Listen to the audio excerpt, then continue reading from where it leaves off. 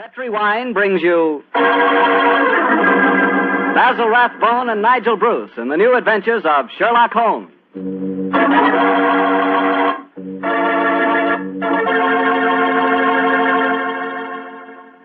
The Petri family, the family that took time to bring you good wine, invites you to listen to Dr. Watson as he tells us about another exciting adventure he shared with his old friend, that master detective, Sherlock Holmes.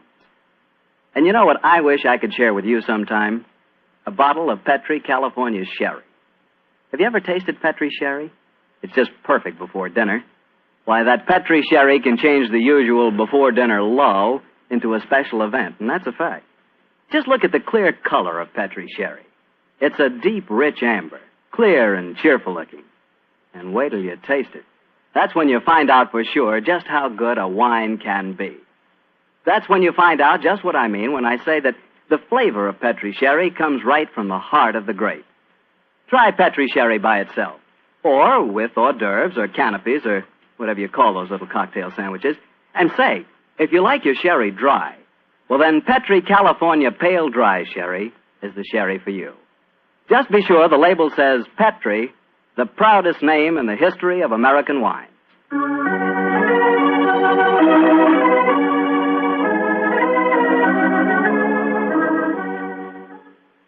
And now let's look in on our old friend, Dr. Watson. Doctor? I'm out here on the patio, Mr. Bartell. Come out and join me. Quiet, Winnie. Quiet. Down, Monty. I see the welcoming committee's here. Yes, little scoundrels. They begin to think they own this patio. Scoop them off the chair, Mr. Bartell, and settle yourself down. All right, off you go, boy. Off you go. Go on, off you go. That's it, my boy. As a matter of fact, it's rather appropriate that the puppies should be here tonight. As in the story that I'm going to tell you, a dog played a most prominent part. A dog? What kind of a dog, Doctor? Now, my boy, don't get me anticipating my story. For once, I'm going to start at the beginning. Which was? On a summer morning in 1890, not long after my marriage. I'd gone back to my private practice, you know, and Sherlock Holmes was living alone in our old Baker Street rooms. You still saw him, I suppose. Indeed I did, Mr. Bartell. In fact, occasionally I even persuaded him to forego his bohemian habits so far as to visit my wife and me. But to get back to my story, I'd been exceptionally busy that summer. In consequence, was feeling rather, shall we say, nervy and run down. So much so that Mary, Mrs. Watson, persuaded me to take a fortnight's holiday. We went down to the charming little village of Taplow on the lower reaches of the River Thames. But, as so often happens, the best laid schemes of mice and men gang after glade. I guess the holiday backfired on you, Doctor, and you found yourself involved in a mystery? Maybe a mystery calling for the aid of your old friend Sherlock Holmes? Quite correct, Mr. Bartell. We'd only been down there a couple of days when the trouble began. In fact, the whole thing became so involved that I thought the best thing to do was to put the whole strange story in a letter to Sherlock Holmes. This I did. And I can imagine how he chuckled when he read my... Dear old Watson. Seems to be a little out of his depth. My dear Holmes, I need your help. Or at least your advice. 2 days down here, and I've become involved in a most unusual problem. It began this morning when Mary and I were out for an after-breakfast stroll. The sun was shining, the birds were singing, and there seemed every indication of it being a happy and careful... You know, Mary, I've always thought up to now that balmy was rather a silly word. I still do, John, dear. Nevertheless, it's the only possible word that describes a day like this adequately. Very well, dear, it's balmy. Personally, I'm so happy to see you relaxing that I don't care what the weather's like. You've been working much too hard. Yes, it's been a busy year. Yes, and last year Sherlock Holmes monopolized most of your time. At least I've got you to myself for once. You dear little thing, you've always been rather jealous of my association with Holmes, haven't you? Not jealous, dear, but I must confess his influence on you wasn't entirely for the good. He had a habit of keeping you out all night. Well, you should be used to that, dear. After all, it happens often enough in my practice. True, John, but on those occasions I know where you are and don't worry about you. And again, you've copied so many of Mr. Holmes' eccentricities. Keeping your tobacco in a Persian slipper, for instance. And, oh, John, look down. Look, do you see that woman walking across the field towards us? Yes, what's the matter? Do you know her? I'm not sure, but I think it's Helen Warburton. I believe she does live somewhere near here. And who is Helen Warburton? An old friend of mine. She's frightfully clever and advanced. She's interested in women's suffrage and all sorts of things. Oh, sounds dreadful. Imagine giving women the right to vote. Their place is in the home. It is Ellen. Ellen Warburton. Oh, how are you? Mary Watson. How very nice to see you again. I'm Mary Watson now. This is my husband. How do you do, Miss Warburton? How do you? How do you do? Mary, I'd heard that you'd married. Aren't you a medical detective or something, Mr. Watson? Not quite, dear. I hold the degree of Doctor of Medicine from the University of London, madam. But he's helped the great Sherlock Holmes on many of his cases. That's how I've heard of him, then. Do you mind if I walk with you a little way? Of course not, Ellen. Come along. Do you live near here, Miss Warburton? About 4 miles away, Doctor, at Chevy Grange. I'm a glorified housekeeper for my uncle, Colonel Warburton. Oh, dear, that sounds rather dull for you. As a matter of fact, the state of my uncle's health at the present moment makes it anything but dull for me. That's why I asked if I might walk with you for a way. Well, what's the matter with him, Ellen? He's going mad. Before my eyes. And I can do nothing to help him. Mad? Oh, come now, Miss Warburton. Surely you... Doctor, I'm not an hysterical girl. In fact, I regard myself as something of a scientist.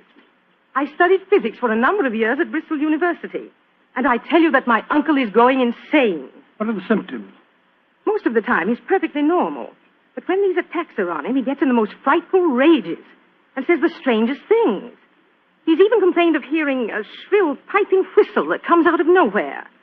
I can't hear it, nor can anyone else. But Uncle gets into the most dreadful state. I wonder, would you have a look at him for me, Dr. Watson? Well, I don't hardly Of course. feel... John will do everything he can. Thank you so much. Then supposing you both come over... Well, my dear Holmes, at 7 o'clock this evening, we found ourselves approaching Chevy Grange. It was rather a forbidding-looking place, covering a little more than an acre, I should say. As we stood waiting for admittance, I must confess that I was not entirely... Gloomy-looking place, isn't it, Mary? It is a little forbidding, John, dear. Oh, dear. What's that? Sounds like a tom-tom. Someone singing a weird chant. Seems to be coming from the direction of that barn over there. It doesn't seem quite appropriate, dear, does it? I mean, not in the heart of Buckinghamshire. Why not knock on the door again, John? Yes, it's all right, I will. Perhaps they didn't hear us. Oh, they did. Who is it? Oh, it's Guess. It's Dr. and Mrs. Watson, my good man. Acker's the name, sir. Come in, please. The Colonel's expecting you, sir. He's in the study. This way, sir. By the way, Hacker, as we were waiting outside the front door, we heard a strange chant, and it sounded as if someone was beating a tom-tom. Oh, that's her. That was Miss Narder. You'll be hearing more of her. Promising beginning. Let's see what happened next. This very unpleasant fellow Hacker showed us into the study where we met Colonel Warburton. First, it was hard to believe that he was a sick man. He looked well enough, and his conversation was sprightly. Spent most of his army life in Africa as military governor in a Zulu district. And the African spears and other trophies that lined his study walls bore mute evidence to his past life. He encouraged me to tell him some of my own army experiences. Oh, dear, poor fellow. It was really rather sad. There I was, Colonel Warburton, on the howdah of this wretched elephant. The river was a raging torrent, and I couldn't get the confounded animal to budge. Well, I'm a pretty strong swimmer, you know. Won several cups of swimming, as a matter of fact. Of course, I was a much younger man then. And John, dear. Yes, ma'am? You interrupted Colonel Warburton's story. Oh, dear. sorry. I thought this little incident would be interesting. Do go on, Colonel. Yes, Your please story don't. was so All right, interesting. all right. You were telling us that you were intercepted by an African drum code message. Oh, yes. Well, I don't want to sound conceited, but I doubt if there was another Englishman in the world who could have told you what those particular drum beats meant. Oh, I don't doubt that, Colonel Warburton. Well, I'd spent a good number of years studying the native customs. I spotted the code right away. It meant that an uprising was planned to start throughout the whole province at noon the next day. Of course, there it is again. The devilish whistle. Can you hear it, Dr. Watson? Mrs. Watson? I can hear nothing, sir. Nor can I. Of course not. No one can hear it but me. Now, Colonel Warburton, don't get so excited, It's sir. black magic, that's what it is. Oh, really, sir? Black you magic. must realize that the powers of jungle witchcraft are completely unknown in this country, Dr. Watson. But I know of them, and I can think of many people who might wish to employ them against me. Come in. Come in. Oh, it's you, Nada. Great Scott, she's very beautiful. Nada, I want you to meet some friends of Ellen's. Dr. and Mrs. Watson. I am very pleased to meet both of you. How do you do? How do you do, Miss Nada? Nada's father was a Chaga jeweler, one of the greatest Zulu chieftains I ever had the privilege of knowing. He did me the rare honor to swear blood brotherhood. So when the missionary sent Nada to England to complete her education, I insisted that she spend her first few months here under my wing. Listen. What is it, Colonel? That whistle again. For heaven's sake, say that you heard it this time. Please say that you did. I didn't hear a thing, sir. Well, I did, and I know where that sound came from. Put down that spear at once, will you, Colonel Warburton? The devils are trying to kill me. I'll kill them first. No. Don't throw it, sir. Don't throw it. Someone's opening the door. Uncle! Oh, it's Ellen. Great Scott. The spear missed her by an inch. Uncle, what is it? Whistle. I heard it again, Ellen. And I'm going to find where it came from. Poor Uncle. Of course, you heard no sound. Nothing, Ellen. What can we do to help him, Dr. Watson? Well, it's hard to say, Miss Warburton. I'm not sure that medical help's what she needs. He seems perfectly sane and lucid except for these strange outbursts. But we must do something. I propose to, madam, as soon as I get back to the inn, I think I'll write to my old friend Sherlock Holmes and ask his advice. There's a problem. I can't feel that the man should be committed to an asylum, and yet, obviously, when these attacks are on him, he's as mad as a hatter. Well, fascinating problem, and one that calls for speedy action. I think a telegram to my friend Watson might help to clarify some aspects of the case. Yes. Let's see. Dr. John H. Watson, Red Lion Inn, Taplow, Bucks. I suggest that you ascertain one important fact. Does the Warburton household have a dog? Telegraph reply, Holmes. Oh, God, my soul, Mary. That's a cryptic answer to my letter. Yes, dear, it is. I'm afraid Ellen will be disappointed. She's coming over to join us for lunch to see if you have any news. What on earth can dogs have to do with the case? I can't possibly... Here's Helen now. Good morning, Ellen. Hello, Mary. Good morning, Doctor. Good morning. I suppose it's too early to have received any reply from Mr. Holmes. Well, as a matter of fact, I just got this telegram from him. You can read it if you like. I can't see it makes much sense, myself. But that's extraordinary. I did have a little dog. He was killed a week ago. But it didn't occur to me to tell you about it yesterday. Well, that's amazing. How could Mr. Holmes have known about it? It's very little that Holmes doesn't know, my dear. How was your dog killed, Miss Warburton? I found him in the grounds with his head smashed in by a stone. Oh, how dreadful. Who do you think did it? It might have been a poacher. And then again, it might have been... Your uncle? It's possible. When he's in those rages, I don't think he knows what he's doing. That's very important. I think I shall go and send Holmes a telegram at once. Don't wait lunch for me.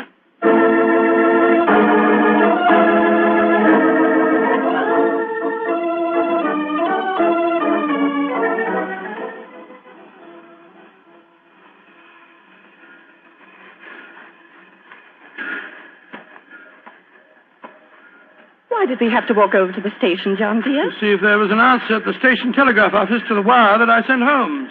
Oh, but it's only 4:30, dear. It's hardly possible for him to have answered as quickly as that. In any case, they delivered the telegram to the hotel, you know. Well, it was a nice walk, my dear. Hello, there's a train in the station now. I wonder where it's from. Why don't you ask that porter, dear? It's not a bad idea. Porter, what train is this? Oh, it's the London train, sir. Right on time. Next stop, ready? Not many people getting off, there are there? Great Scott! Look who's here! Oh, dear, it's Mr. Holmes. And he's got a dog on a leash. Oh, Watson, my dear fellow, how are you? Mrs. Watson, how nice to see you again. Thank you, Mr. I'm Holmes. delighted you're here, old fellow. We walked over to the station to see if you'd answered my telegram, and here you are in person. It occurred to me that I could be down here at the same time that it would take a telegram to reach you. And I decided that a day or two in the country would make a person change, apart from the fact that Colonel Warburton's problem interests me enormously. Why on earth did you bring a dog? I thought that this was a case in which a dog would be of invaluable assistance. Oh, be careful, John. Yes, look out, old chap. I think it would be safer not to pat him. I picked him up on the Mile End Road for a couple of florins, and I fear he's a dog that should have remained in London. A singularly unattractive nature seems to have been entirely ruined by an hour's train ride. Unpleasant brute. Isn't he? By the way, Holmes, what do you make of the case from my letters? Well, I should prefer to reserve my judgment until I've met the Colonel. However, I will vouchsafe one opinion. Oh, what's that?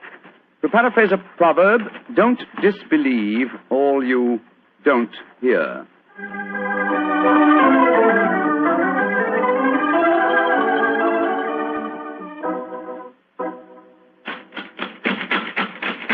I can't think why someone doesn't answer. They can't all be out. Well, while we're waiting, I think I'll tie the dog up to this tree here. I don't want my arrival to cause too much commotion. Quiet! Quiet! Don't you think perhaps we could try the door, John? Yes, certainly. It's a good idea. Hello? It's unlocked. Then let's go in, old fellow. Let's go in. Colonel Warburton? Colonel Warburton? Ellen? Ellen? What was the name of that butler fella? Hacker. Yes, of course, that's it, Hacker. Hacker! Hacker! We appear to be in an empty house. The dog! Oh, fool that I am, I shouldn't have left him here. Come on!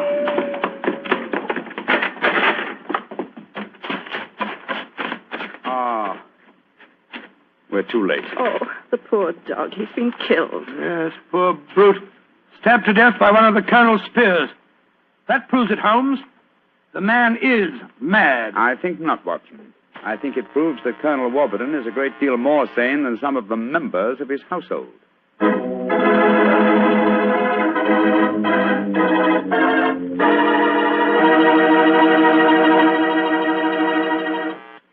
You'll hear the rest of Dr. Watson's story in just a few seconds. Time for me to remind you that there's one secret every smart woman knows. Simply, good wine makes good food taste better. And by good wine, naturally, I mean Petri wine. Try a Petri wine with your dinner. If you want a wonderful red wine, try Petri California Burgundy. If you want a perfect white wine, try Petri California Sauterne. In fact, try them both. You'll agree, I'm sure, that next to your good cooking, nothing can do more for a meal than a glass of good wine. A glass of Petri wine.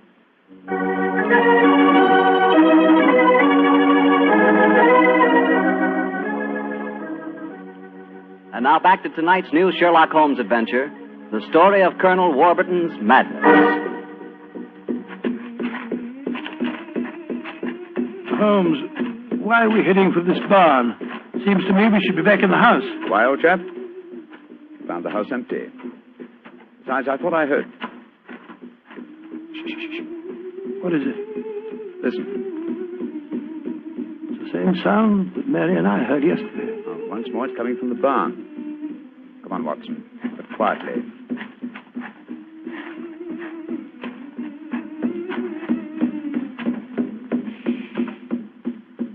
We can see through this window here. It's that Zulu girl, Nada. She's beating a drum and chanting. Who's the man with her? It's Colonel Warburton. No, it isn't. It's that servant fellow, Hacker. What in thunder's he doing here? Apparently assisting Miss Nada in some of her African mysticism. It's black magic they're dabbling with, just as the Colonel said. Let's go in and catch them red-handed. No. Stay quiet. We'll talk to them soon enough. At the moment, I feel it's much more urgent that we find Colonel Warburton. Come on.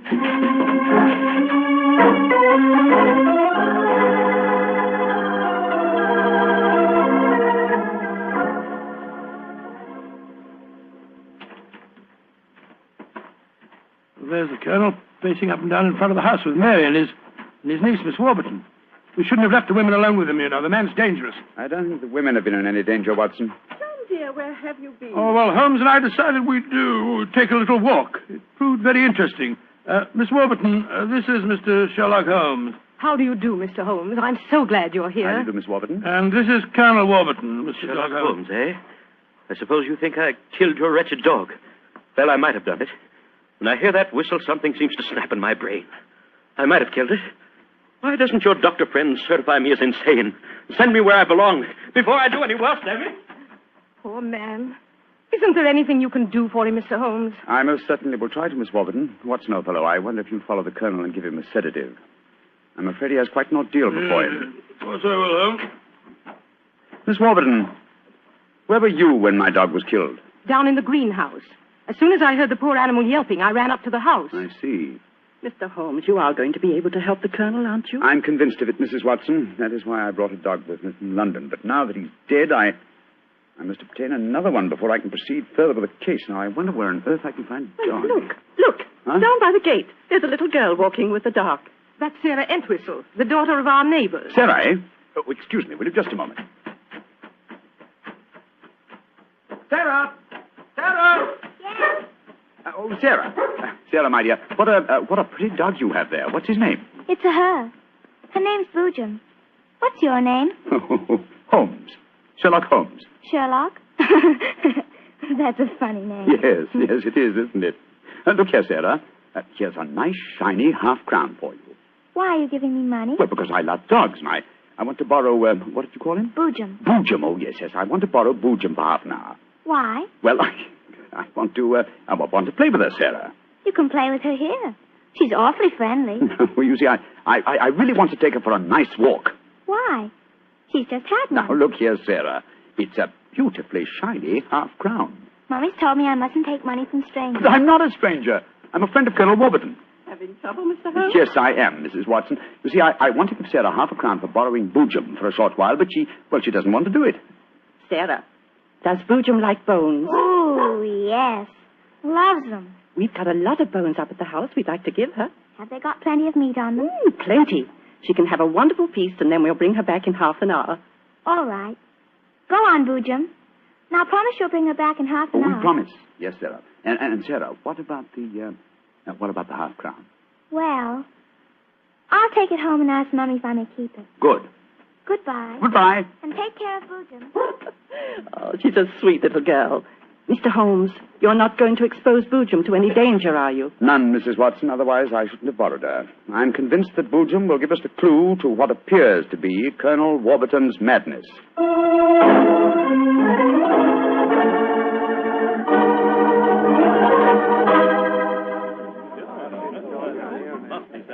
Now, let me see. We're all here. Miss Warburton, the Colonel, Miss Nada, Hacker, and the dog Boojum. Yes. Now, ladies and gentlemen, I propose to conduct an experiment. Before I conduct it, I should like to point out the chronology of the events in this case. First, Miss Nada arrived here. Mr. Holmes, you're not suggesting Please let me finish, Miss Nada. First, Miss Nada arrived here. Second, the Colonel first heard the mysterious whistle. Third, your dog was killed, Miss Warburton. Fourth, the whistling set in dead earnest. The Colonel Warburton and Miss Warburton. Doesn't that pattern suggest anything to you? No, I can't say that it does, Mr. Holmes. I don't see what you're driving at. Nor do I, Holmes. We should be more explicit. Very well, then I will. I shall now conduct my experiment. I want you all to watch Colonel Warburton and the dog Boojum. Excuse me while I turn my back. Now. There it is again. That whistle. The dog heard it, too. Great Scott, Holmes. What does it mean? It means that this wooden whistle in my hand is the answer to the mystery. The sound made by this cunningly designed instrument is above the normal range of pitch. You see, the Colonel has hypersensitive ears. So the dog heard it. Perhaps I should have said the normal human range of pitch. Then do you suppose someone has deliberately been trying to drive the Colonel mad? Of course, Mary. That's why the dogs were murdered. Whoever it was knew that a dog would give the game away. And it's not hard to guess who that someone is. Nada, this started when you came here. Is this your gratitude for the Colonel's kindness to you? Endangering his sanity with your evil black magic? That is not true. One moment, please, Miss Warburton. Miss Nada. Yes, Mr. Holmes. Dr. Watson and I watched you in the barn some 3/4 of an hour ago with Hacker. Were you engaged in practicing any form of black magic? No. I was praying to my old gods to save the Colonel's sanity. What were you doing there, Hacker? Don't tell me you were praying to old gods, too. Well, I used to be a chapel-going man, sir, but I don't know. No harm in trying something new, I always say. In any case, why should Miss Nada wish to persecute the Colonel? It might be for some tribal Oh, revenge. but that's ridiculous, Ellen. Her father and I were sworn blood brothers. Exactly, sir. No, it should be obvious. Who had a motive for making the Colonel appear mad? His niece and heiress. What do you mean? She has studied physics, you will remember, and so could know about supersonic research. Possibly she was afraid the Colonel might leave his estate to Miss Nada, and so wished him to appear insane and thereby invalidate a new will. What? In any case, I found this whistle in a drawer in your room, Miss Warburton. Ellen, how could you? I did it for your sake, to save you from Nada. She's just an adventuress, only you won't see it. Colonel Warburton, what action do you wish me to take regarding your niece, Miss Warburton? My niece? I have no niece, Mr. Holmes. Come, Nada, my dear.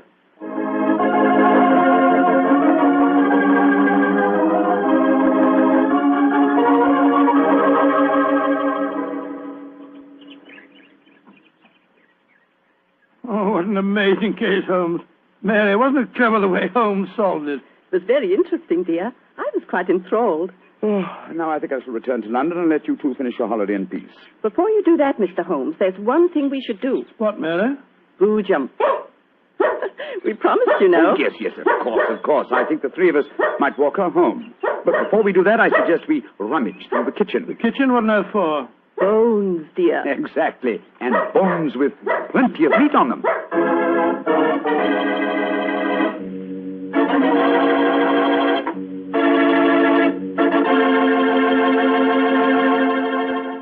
Say, Doctor, that was a swell story.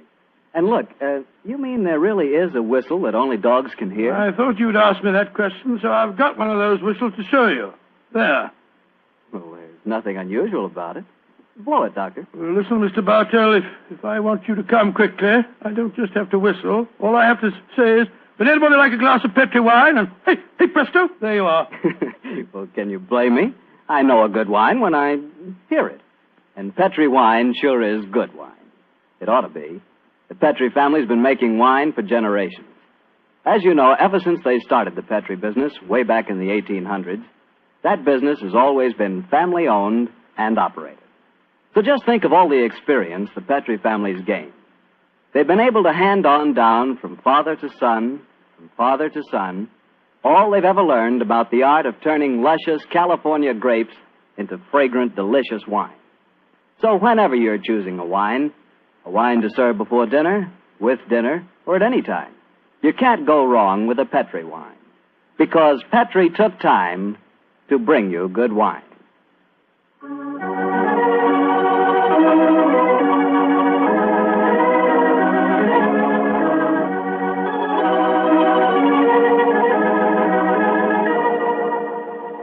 Tonight's Sherlock Holmes adventure is written by Dennis Green and Anthony Boucher and is based on an incident in the Sir Arthur Conan Doyle story, The Engineer's Thumb. Mr. Rathbone appears through the courtesy of Metro-Goldwyn-Mayer and Mr. Bruce through the courtesy of Universal Pictures, where they are now starring in the Sherlock Holmes series.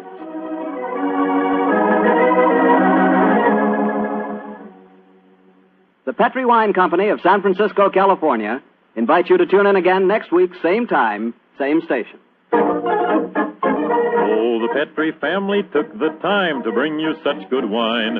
So when you eat and when you cook, remember Petri wine. To make good food taste better, remember... Petri wine. This is Harry Bartell saying goodnight for the Petri family. Sherlock Holmes comes to you from our Hollywood studios. This is the Mutual Broadcasting System.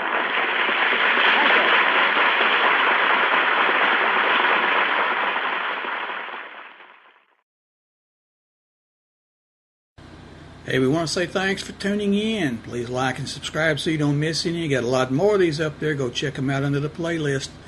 Leave us a comment. Tell us what you want to see, what you think, and we'll see you next time.